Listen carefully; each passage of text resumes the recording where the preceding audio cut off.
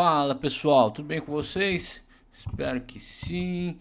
Nós vamos hoje dar continuidade ao estudo das equações polinomiais do segundo grau incompletas. Tá? Na aula 6, nós vimos como reconhecer uma equação de segundo grau e como identificar seus coeficientes e como perceber quando ela está incompleta. Na aula 7, nós vamos avançar para a resolução de problemas envolvendo essas equações. Tá? O foco será trabalhar principalmente com dois formatos de equações incompletas. Aquelas do tipo ax² mais c igual a zero e aquelas do tipo ax² mais bx². Ou seja, eu tenho em ambas um dos termos faltando, tá certo? Ao longo da aula nós vamos resolver equações, calcular raízes quadradas inteiras, retomar fatoração, tá? Por um fator comum, aplicar esses procedimentos em situações problema, como problemas de área, tá? O mais importante será entender o passo a passo, ou seja, identificar o formato da equação, escolher a estratégia adequada, resolver e verificar se a resposta faz sentido no contexto, tá ok? Beleza, então, vamos em frente. Nesse slide, nós temos conteúdos e objetivos da aula. Tá? O primeiro conteúdo é a resolução de equações polinomiais de segundo grau incompletas. Isso significa que não vamos trabalhar ainda com todos os casos de equações do segundo grau, mas com aquelas em que falta algum termo da forma geral. Tá? O segundo conteúdo é o cálculo de raiz quadrada. Tá? Ele será importante porque em equações do tipo ax² mais c igual a zero, geralmente isolamos o x² e depois precisamos descobrir quais números elevados ao quadrado produzem determinado resultado, certo? Os objetivos são identificar a equação incompleta, que modela um problema, calcular raízes quadradas inteiras por estratégias diversas e resolver problemas representados por equações do segundo grau incompletas. Tá? Então, durante a aula, prestem atenção em duas perguntas. Qual é a incógnita do problema e qual estratégia resolve melhor a equação obtida? Tá ok? Vamos lá para um exemplo. Nesse primeiro modelo, vamos resolver uma equação do segundo grau incompleta no formato ax² mais c igual a zero. Tá? A equação apresentada é 4x² menos 36 igual a zero. Tá certo? O primeiro passo é isolar o termo x². Para isso, nós podemos adicionar 36 aos dois membros da igualdade, assim obtemos 4x² é igual a 36. Tá? Então, notem que o 36 anulou aquele menos 36 e, ao mesmo tempo, inseriu um 36 aqui no final. Tá? Depois, dividimos os dois membros por 4, tá? Chegando ao quê? A x² é igual a 36. Dividindo por 4, ou seja, x² é igual a 9. Tá? Agora vem a pergunta principal.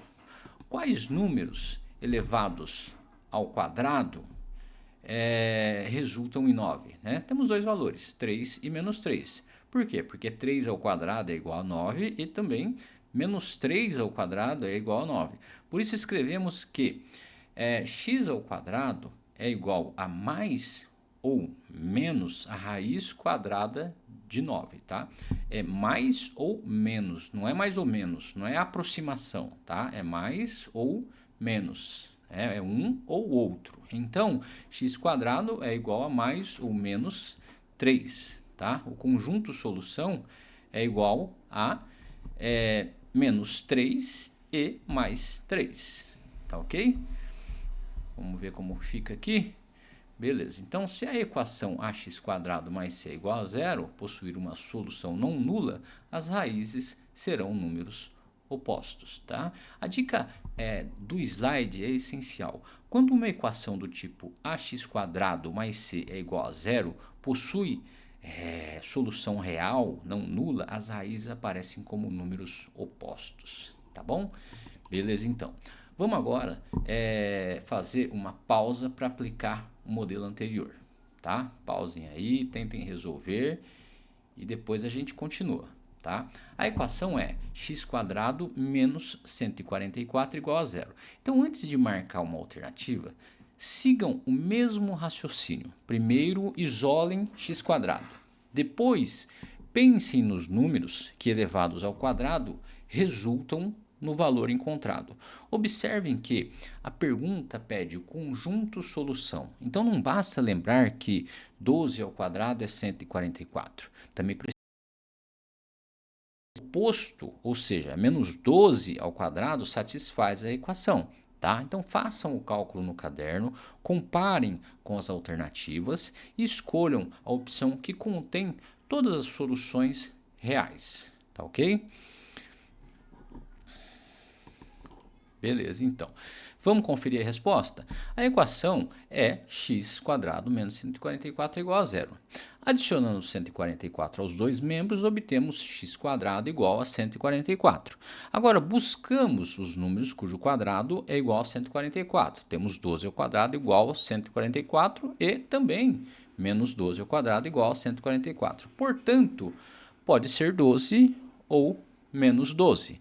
Assim, o conjunto solução é S é igual a menos 12 e 12.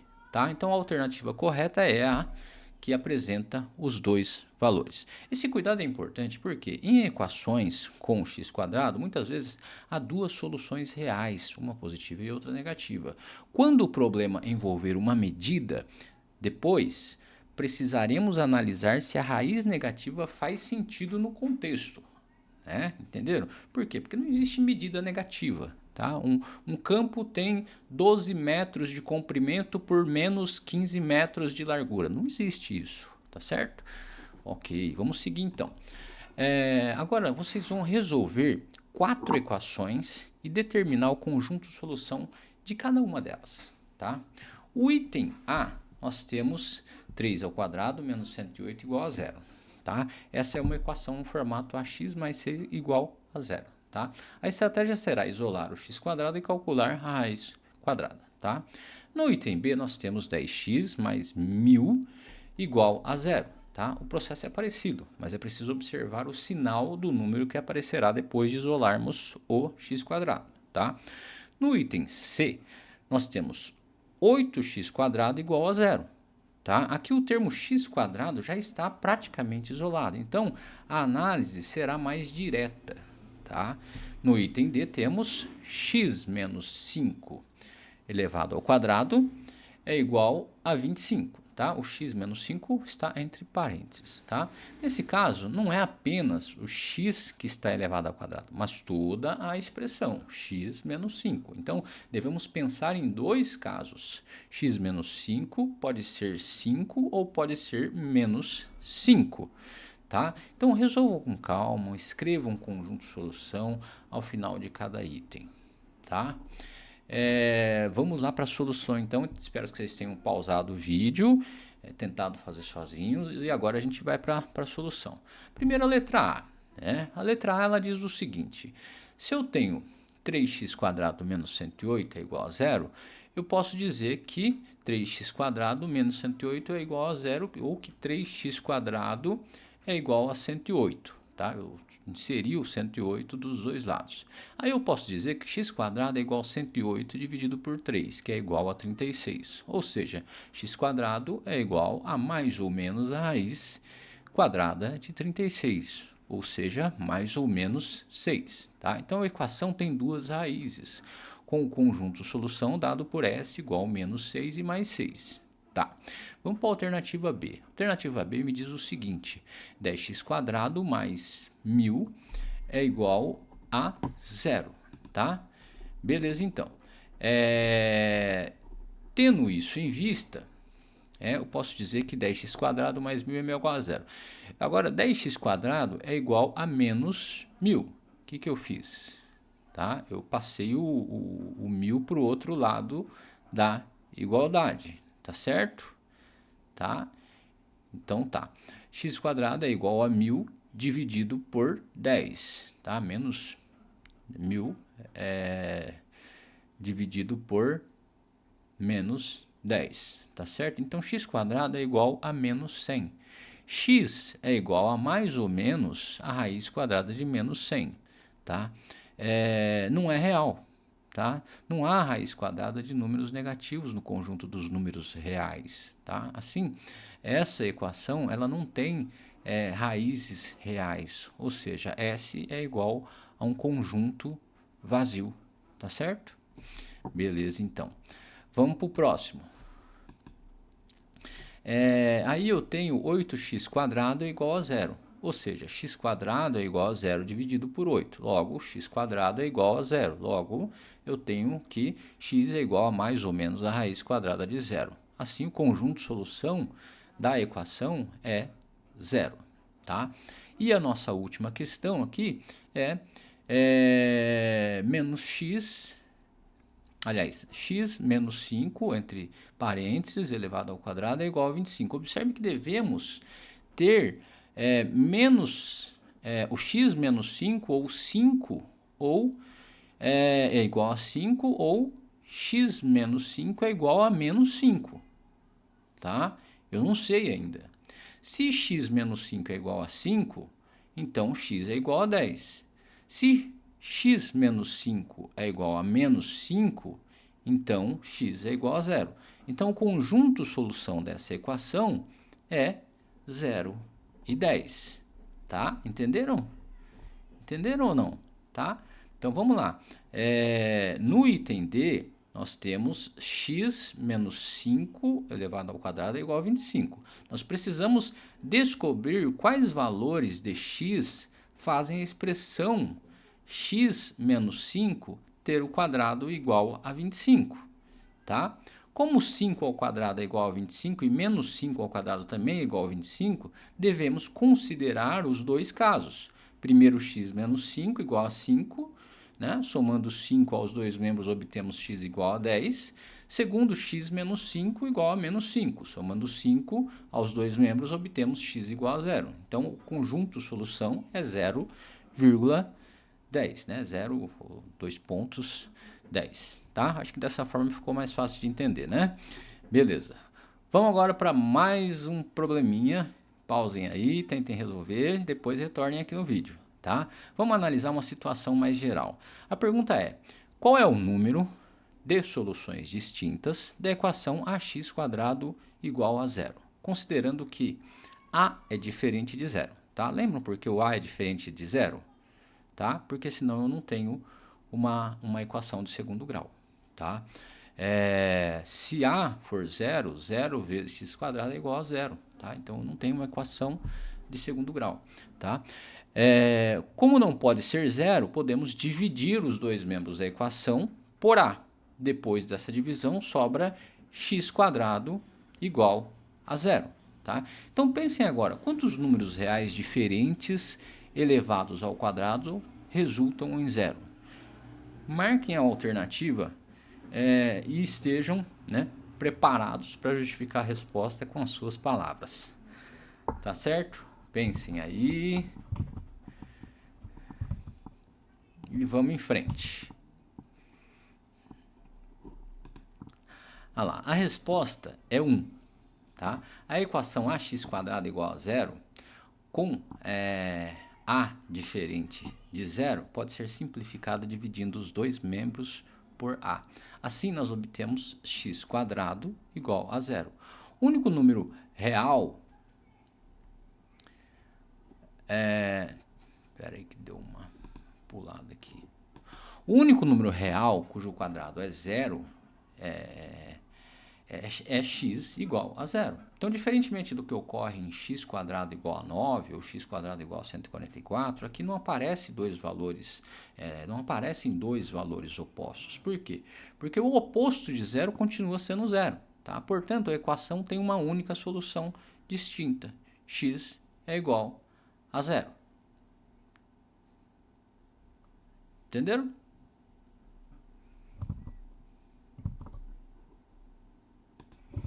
Ah, Erasmo, não entendi. Você está falando que a equação tem uma única solução distinta, x igual a zero. Então a resposta é zero ou é 1? A resposta é 1. Tá? Ele pede o quê? O número de soluções distintas da equação. O número de soluções distintas é 1. Tá? Ou seja, x igual a zero. Tá? Agora a gente vai falar sobre fatoração. Tá? Vamos relembrar a fatoração, por que ela será usada para resolver outro tipo de equação do segundo grau incompleta. Tá? Fatorar uma expressão significa reescrevê-la como um produto de dois fatores mais simples. Tá? Um método bastante usado é colocar o fator comum em evidência. Tá? No primeiro exemplo, nós temos aqui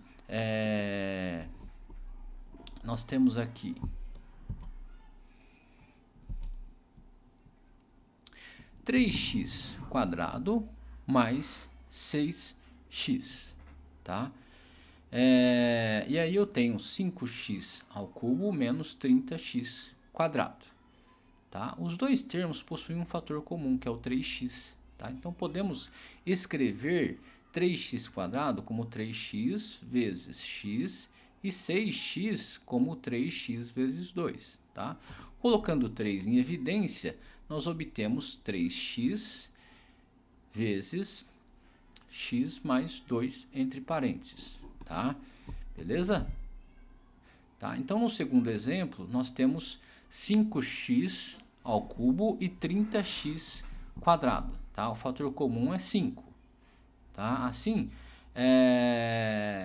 5x ao cubo pode ser escrito como x ao quadrado, 5x quadrado vezes x, e 30x quadrado como 5x quadrado vezes 6, tá? Colocando o 5x em evidência, ficamos com 5x quadrado vezes x menos 6, tá certo?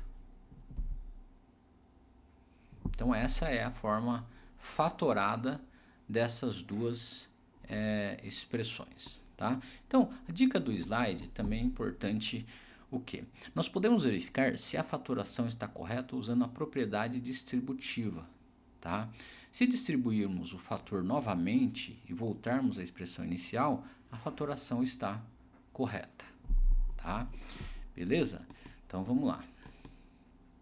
Agora, fatore cada uma das expressões a seguir, tá? Se julgar necessário, utilize a propriedade distributiva para verificar seus cálculos, tá? Então agora vocês vão praticar a fatoração colocando o fator comum em evidência, tá? No item A, a expressão 7x quadrado menos 49x, tá? Observem quais fatores aparecem nos dois termos. Existe um fator numérico comum e também uma parte literal comum. No item B, a expressão é 16x quadrado menos 20x. Novamente procurem um fator comum entre os coeficientes e verifiquem se há todos os termos. Depois de fatorar, usem mentalmente a propriedade distributiva para conferir se a expressão fatorada retorna à expressão original. Vamos então para a solução? Pausem o vídeo, façam no caderno e agora vamos para a resolução. Tá? Em 7x quadrado menos 49, o fator comum é 7. Tá? Assim, 7x quadrado menos 49x é igual a 7x vezes x menos 7x vezes 7, que é igual a 7x vezes x menos 7. Em 16x quadrado menos 20, o fator comum é 4. Assim, 16x quadrado menos 20 é igual a 4x vezes 4x menos 4x vezes 5, que é igual a 4x vezes x menos 5. Tá certo? Beleza, então, vamos lá. Agora, vamos resolver uma equação do segundo grau incompleta na forma ax mais bx igual a zero. A equação do exemplo é 4x quadrado menos 36 igual a zero. Diferentemente do caso anterior, aqui nós não temos termo independente, tá? Os dois termos possuem x como fator comum. Agora vamos fatorar o primeiro membro. Podemos escrever 4x quadrado como 4x vezes x e 36x como 4x vezes 9. Colocando 4x em evidência, nós ficamos com 4x vezes x menos 9 igual a zero. Tá certo? Agora utilizamos o seguinte resultado. Se um produto de dois fatores é igual a zero, pelo menos um dos dois termos é igual a zero. Tá? Então, vamos usar uma propriedade fundamental. Se o produto de dois fatores é igual a zero, então pelo menos um dos fatores deve ser igual a zero. Assim, temos dois casos. Primeiro, 4x igual a zero, então x igual a zero. E segundo, x menos 9 igual a zero, então x é igual a 9. Logo, o conjunto solução é S igual ao conjunto 0,9. Tá? Então, observem que a dica, né? Uma expressão, uma equação ax quadrado mais bx igual a zero, com a e b diferentes de zero, sempre possui uma raiz nula, porque x aparece como um fator comum, tá certo? Beleza, então vamos que vamos continuar aqui, tá? Agora vamos aplicar esse modelo. A equação é x quadrado menos 9x igual a zero. Antes de olhar apenas para a alternativa, nós devemos fatorar o primeiro membro, tá? Pensem, qual fator aparece em x quadrado e também aparece em 9x, tá? Depois de colocar esse fator em evidência, usem a ideia de que o produto só é igual a zero quando pelo menos um dos fatores é zero. Escolham a alternativa que contém todas as soluções reais do conjunto. Escolheram? Não está difícil, né, pessoal? Tá fácil, né? Beleza, vamos conferir. A equação x quadrado menos 9x igual a zero. O fator comum entre os dois termos é x. Colocando x em evidência, nós temos x vezes x menos 9 igual a zero. Tá? Agora, analisando os dois fatores, se x é igual a zero, a equação é satisfeita. Se x menos 9 é igual a zero, então x é igual a 9. Portanto, as soluções são 0 e 9, e o conjunto solução é 0 e 9. A alternativa correta é que apresenta esses dois valores. Então, notem que a raiz 0 aparece porque a equação está no formato ax quadrado e bx igual a zero. Tá? Beleza? Agora vocês vão determinar o conjunto solução de duas equações do universo dos números reais. Tá? Se no item A nós temos 3x quadrado menos 12x igual a zero, o primeiro passo é fatorar o primeiro membro colocando o fator em evidência. Tá? No item B, nós temos 10x quadrado mais 5x igual a zero. O raciocínio é o mesmo, identificar o fator comum e transformar a soma em um produto igual a zero. Depois de fatorar, resolvam cada fator igualando a zero. Lembre-se de escrever o conjunto solução ao final de cada item, tá certo? Beleza, vamos lá para a solução então. A solução está aqui, ó. 3x quadrado menos 12x é igual a zero. Fatorando o primeiro membro da equação, fica 3x quadrado menos 12x igual a zero. 3x vezes x menos 3x vezes 4 é igual a zero. 3x vezes x menos 4 é igual a zero. Então, se 3x é igual a zero, x é igual a zero. Se x menos 4 é igual a zero, x é igual a 4. Assim, a solução é 0 e 4. E aí, na B, a gente tem o seguinte, 10x quadrado mais 5x igual a zero. Fatorando o primeiro membro, nós temos 10x quadrado mais 5x quadrado igual a zero. Nós temos, então, 5x vezes 2x mais 5x vezes 1 é igual a zero. 5x, 2x mais 1 vezes 2x mais 1 é igual a zero. Então, se 5x é igual a zero, x é igual a zero.